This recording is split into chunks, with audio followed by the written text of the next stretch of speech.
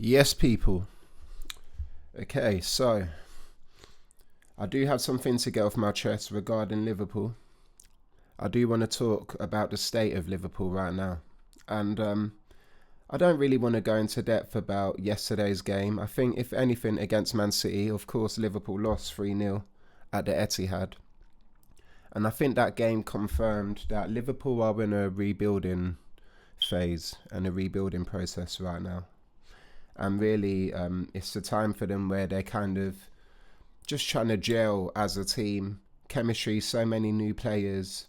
So, it's more about looking towards the future. So I'm definitely still slotting. Even though I do think he hasn't got it great managerial, he's made some mistakes this season. I'm definitely still slotting for what he delivered last season. But speaking about the future and looking towards the next generation and whatnot, that's really my main topic. And there is like one player that I am going to probably talk about quite a lot in this little bit, and that is Mo Salah again. And hot take coming up. Mark my words, I believe Liverpool Football Club will sell Mo Salah in the summer of 2026. I truly believe that he's going to get sold next summer at the end of this season. And I'll break down why. So after doing a bit, well, I've known this for a little while and I've been thinking about this for a week. But obviously Salah's the second highest paid player in the Premier League after Haaland, earning £400,000 a week. So if we actually totaled that up annually, and he started getting paid that contract started in April of this year. So the PSG game last season where we got knocked out of the Champions League, and we also lost the English League Cup final against Newcastle. That was in March of last year, and then the following month, April's where he signed a new contract. So I would say that he hasn't played great really since he signed a new contract, if we're going to be honest. I think we didn't end last season strong. And I can never get over that PSG defeat, because even in the first leg that we won, we got totally outplayed. So that was always a bittersweet one for me. But when I think about how much he is getting paid, £400,000 a week by the club, that's equivalent to roughly 18 to 20 million pounds a year. Liverpool will not pay Salah another season of this. Mark my words, they won't do it. I know for certain they will not do it. I definitely do not think Liverpool will be willing to fulfill the remainder of his contract, which is another year, one more year. So on the length of his contract, there's about a year left. So April 2027 technically is when his contract will end. I do not think Liverpool will keep him until that long and continue fulfilling him, because if you really fulfill him what they've agreed to pay, Liverpool will take their chances trying to sell him in the market instead. There's two reasons because of this. Number one, the financial burden it is on the team. And number two, Salah's a tactical headache for the staff. I know he is for a fact right now. I know he is. He's a tactical headache, because even in yesterday's game, I would say Florian Wirtz. So the front three we started with is Flo Wirtz on the left, Ekitike in the middle, and Salah on the right. Now Wirtz actually played with the most conviction out of all of our attackers in the game yesterday. He showed the most heart.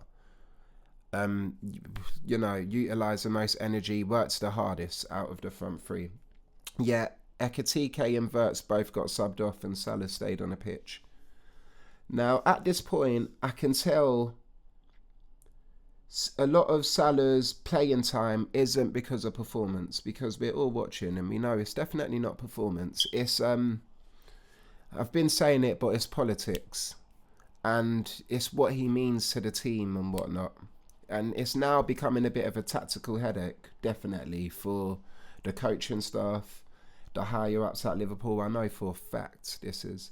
Now, the number one why I say financially is obviously he's you know, Liverpool's highest paid player, the second highest paid football player in England, with £400,000 a week. Now, if we do the math again, I said 1 year of that is equivalent to roughly 18 to 20 million. That's how much we're paying him a year. Now, Liverpool will be willing, as long as they can sell him for about even 25 mil, which for Salah is like a decent price for whoever's paying. It's a good price, right? Which, that's very doable. It's very achievable. It's very achievable this summer for Liverpool to be able to sell Salah in a price range of 25 to 35 million. That's very possible. Now, the reason I think they will do this is because if they were to do this, they wouldn't take a loss on what they've paid him, what they've fulfilled in terms of his contract this season, or you can say since April of 2025. Because, of course, if we were to keep him for the full length of his contract, we will be paying him £40 million. I shouldn't say we, let me say Liverpool. Liverpool will be paying him £40 million in total for his services from April 2025 to April 2027. He'll get paid £40 million, right? Now, there's no way that Liverpool Football Club will go into next season willing to pay Salah what he's being paid now, because he's going to be even harder to... they'll lose the money 100%, because let's be honest, he's declining. It's not even... I'm not even going to put it on like effort and heart for the last game. The last two games, in fact, Real Madrid and Man City, it weren't down to like effort and heart. It's just that he's aging and he's just a little bit past it now. He's getting past it. He's definitely on the short end of the stick in terms of his career now. Do you understand? Like, his best days are past him for sure, 100%. So, from a business perspective, it wouldn't make a lot of sense for the team to not try and cash in, to be honest, on what they can. You see, anything above 20 million means that you get basically the money back you've paid him this throughout since April 2025 up to when this season ends, which will be May 2026. You get the money back so long as you sell him for more than £20 million, you're going to get the money back. But to try and sell him for more than £40 million in May of 2027, very unlikely. Maybe you'll get one Middle Eastern team, like a Saudi team or something, that will be willing to, pay that type of money. But in terms of Europe and most of the football world, no one's doing it. It'll be a much harder sell. And let me quickly check how old Salah is now. I believe he's 31, so he'll be around 33 at that time. Let me just quickly confirm that. He's 33 now, so he'll be 35. He'll be 35 2027 April. So in fact, I'm going to say no one will pay 40 million. No one is going to pay 40 million pounds for a 35-year-old, even if it's Salah. Maybe one team in Saudi, because of what he means to the Middle East. And it's a lot more. You're signing a lot more than a football player. You're signing like an entity and a marketable figure in the Middle East. So maybe one of those teams will, but it's very unlikely. So I think it's with the performances Salah has been putting in, where it's not even down to questioning his motivation, heart. He's just past it a little bit, to be honest. He can't compete at this level anymore. Do you know what I'm saying? It's clear as day. I'm sorry. Like, I love Salah. I love everything he's done for the team. Liverpool's greatest winger of all time. But it's clear he cannot compete at this level anymore, because this week he's been bodied by two fullbacks that are in their early 20s. Like, the Real Madrid one goes overlooked because we won the game and, Real Madrid are the biggest team in the world and we beat them, so everything was so euphoric. But the reality is that Carrera's bodied Salah that game. The only players that turned up for Madrid that game were their goalie Courtois and their left back Carrera's, and this Carrera's bodied Salah. Okay, he bodied him, bro. Like, he had him in his pocket. Luckily, the other players and attackers and Verts and stuff turned up. So they picked up the slack for Salah, to be honest. But then now when I look at this Man City game, and I'm going to analyse it a little bit, if there was anywhere to really come at Man City and where their vulnerabilities were at, it was their fullbacks.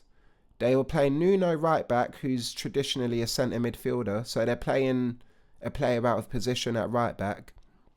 And then at left back, they're playing this O'Reilly. He's good. He's shown a lot of potential. But he's 20 years old, played about 13 professional Premier League games. Do you understand?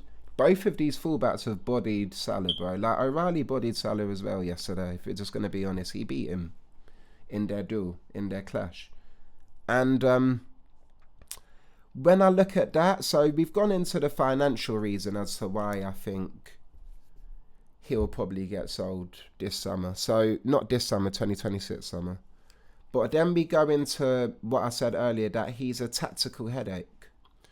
Because of his stature and what he means to the team and everything he's done for the club, he feels almost undroppable. It was clear as day that if any attacker should have got subbed off, probably Ekitike. I'll be honest, Ekitike has been out of form a little bit.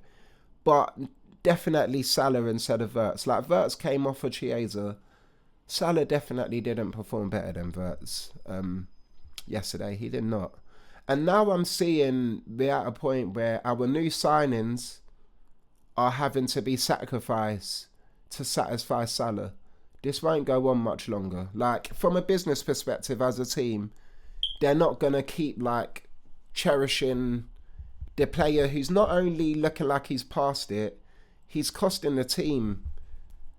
He gets 1.6 million a month. He's costing the team millions a month. Do you understand? For, like, performances that aren't equivalent to what he's getting paid, if we're being honest. Now, I've got no qualms with paying him the contract because everything he's done for Liverpool, he at least deserves this year of being our highest paid player, one of the highest paid players in the Prem, getting that £400,000 a week. You know, and he deserves that for a season. But Liverpool won't do it for 2. They're not going to now, like, they still got a bit of backbone about them. Do you know what I'm saying? And there's no way that with these performances and what we've been seeing, that they will... And Salah will be happy to stay because he's getting paid. He'll be happy to stay until April 2027 because he's getting 1.6 million a month, mate. Do you know what I'm saying? Which, like, he's going to take that, bro. He's going to be very happy to stay until he's 35 because of what he's getting paid. Liverpool won't want that because not only that, he's a tactical headache because now we're seeing that, like Isak and Ekitike, which one do we start? The attackers coming off, Ekitike and Verts. Do you understand? Our new players now, so what we've invested so much money in, it's now affecting that. Do you understand? Everything is all being affected now. So the higher ups will be looking at, no, we need to look towards the future now, and especially with how much Salah gets paid, the smartest thing is to cut that off. Do you know what I'm saying? They're definitely going to be looking at, because he's not, he don't perform like he used to anymore. He doesn't. So there's no fucking way we can continue paying him this money. The team need to look towards the future. So those are the 2 reasons. But let me tell you what I think is going to confirm this. Now, in December, late December, I believe the African Cup of Nations begins maybe the 20th of December, just before Christmas, and it will run through January, right? Now, Salah will obviously be representing Egypt during this time, which means that we will obviously formulate a squad and an attack without him for a few games. I think it will probably be something like Ekitike on the right, Verts on the left, and Isak in the middle, something like that, right? Maybe rotating with Gakpo here and there. Now, if this like front three, Salahless front three, when he's gone for the African Cup of Nations, if they start like performing really good, confirm it, he's getting sold. Like, that's your confirmation that he's definitely going to end up getting sold in summer, 100%.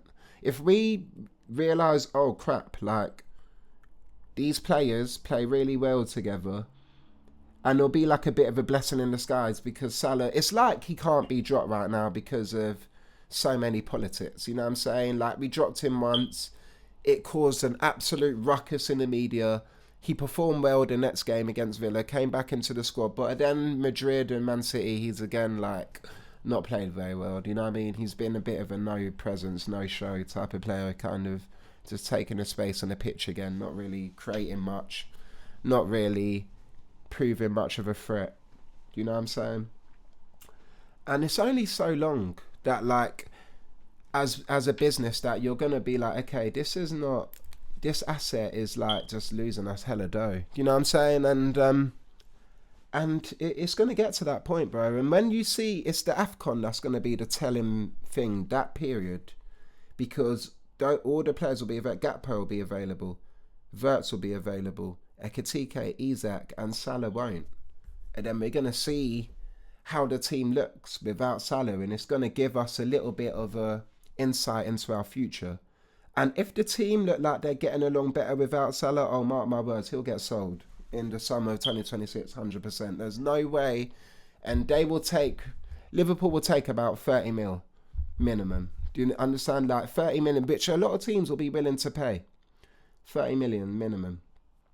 So that's just the main thing I did want to come and speak about. Which, if I'm honest, I think Salah's Liverpool days are numbered. I think the board, the higher-ups, everyone, I don't blame Slot too much, because I think things are political when there's bare minutes that he has to fulfill and whatnot, Salah, like, because of his contract, and it's probably in his contract that he needs to fulfill a certain amount of game time, this and that. The team won't have it no more. It's like, nah, this is hurting us now more than we anticipated. Do you know what I'm saying? It's getting to that point now. So I do think his days are numbered at Liverpool. I think he'll have a beautiful send-off at the end of the season, but I think he's likely to get sold. And he won't leave, do you know what I mean? Because he's not going to willingly leave 1.6 million a month, so he'll have to get sold. It's like the only way. And yeah, like coming towards the 1 year point of his contract, which will be April 2026, don't get surprised if he's put on a transfer list or something. Do you know what I'm saying? Like around that time, it will not surprise me. But now, as I said, looking towards the future, the next one is Van Dijk. And look, some Liverpool fans are going to hate to hear this. The Van Dijk Salah era is done, is finished now, okay? That's what I mean when I say we're in a phase. The Man City game confirmed that we're in a phase of rebuilding now. That era is as a Liverpool fan, they're my most enjoyable times as a Liverpool fan. Jurgen Klopp, Trent, Van Dijk, Robertson, Salah, Firmino, who's my favourite player during that period, Mane. But it's done now. It's finished, okay? We gotta be real with ourselves, accept reality, it is done. Now, this to me this is what I think should be the goal of the board, and this probably is their goal. Obviously looking towards the future. So now, out of Salah and Van Dijk, the only player I think will be starting for Liverpool next season is Van Dijk, still as our captain. However, we're going to now put in a slow plan to now kind of phase him out the team. So I think that it's clearly we need to sign a centre-back in January, very clearly. First and foremost, Konate can't start for Liverpool. He doesn't play with the heart. He's not good enough, I'm afraid. And he lacks, like, he doesn't, trust me, he doesn't put in 100%. He's playing to not get injured for the World Cup or something this season, 100%. He's not playing with full conviction. I know it for fucking certain. I've seen him play too many games. He's not putting in 100%. So, in January, I believe Liverpool will sign a centre-back. We need to. This centre-back will partner with Van Dijk, you know, get a little bit of experience. And he will rotate with Konate, I believe. And then 2026 summer, we will sign another centre-back. Hopefully, it'll be Guéhi on a free. If not Guéhi, I do like the idea of Van der Ven at Tottenham. I like the idea of him. I think he's Dutch. Slot's Dutch. We got a lot of Dutch players. He's good. I like his heart and shit. He plays well. You saw that run. It was way before. I wanted him way before that run, that goal he scored in the Champions League. But that definitely helped his case. I like him. But anyway, but I'll rather take Gahey on a free. However, how I see things going is that we will sign a new centre-back in January, meaning our centre-backs will be Van Dijk, Konate, Still Leone and Gomez. That's for the four we have, and then we'll sign one in January. But then I also think we'll sign one for free summer next season. And then what will happen is the one we sign in January, the one we sign for free, they will rotate partnering up with Van Dijk. And then we don't know with Konate, but to me, Konate, we need to sign someone in January anyway, because he's not signed a new contract anyway.